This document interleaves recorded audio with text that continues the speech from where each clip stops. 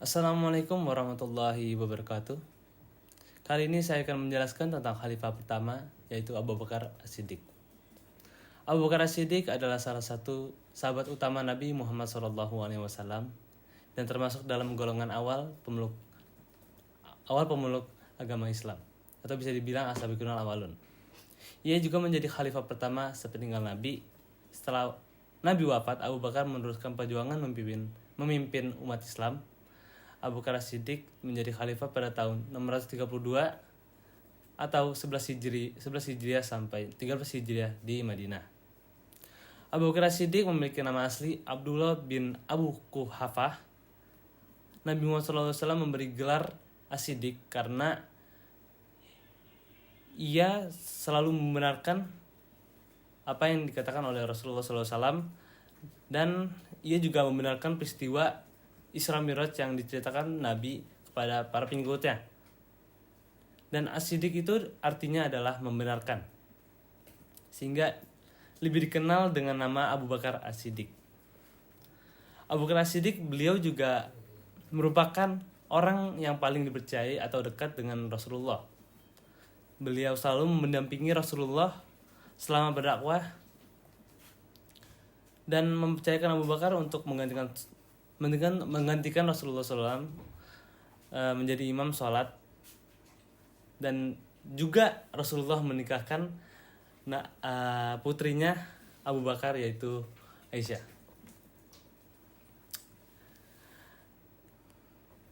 Secara umum dapat disimpulkan terpilihnya Abu Bakar As-Siddiq menjadi khalifah pertama untuk memimpin umat Islam karena dua faktor, yaitu menurut pendapat umum, pada waktu itu seorang khalifah hendaklah berasal dari kaum Quraisy.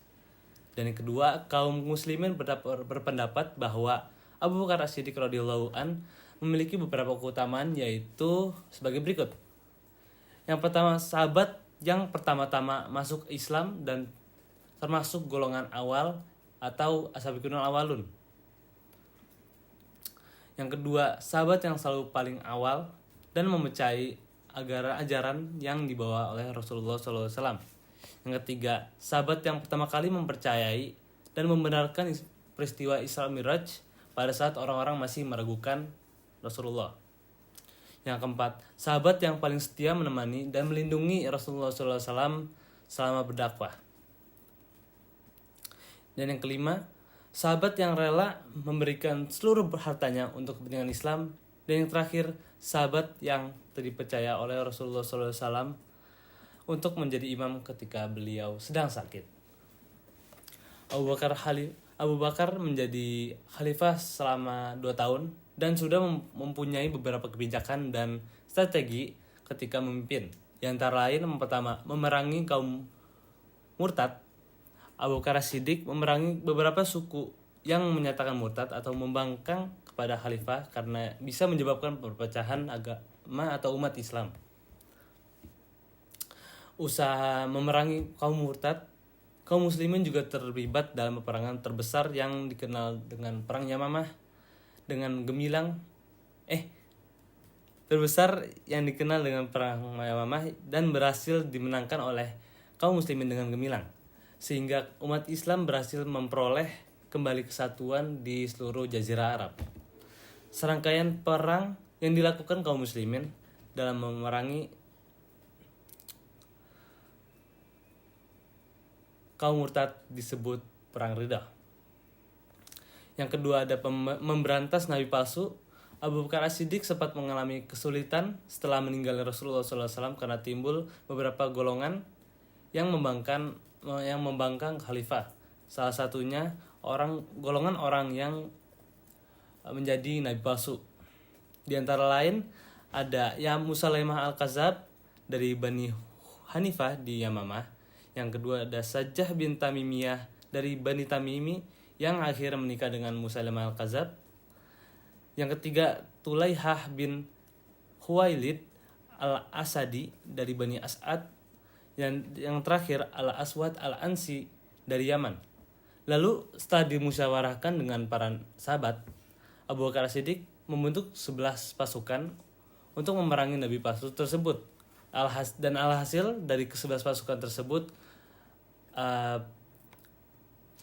yang dikirim untuk memerangi nabi palsu berjalan dengan lancar dan baik. Yang ketiga ada kodifikasi Al-Quran. Pada masa Khalifah Abu Bakar As-Siddiq telah membuat karya besar adalah Al-Quran. Tetapi pada masa itu Al-Quran masih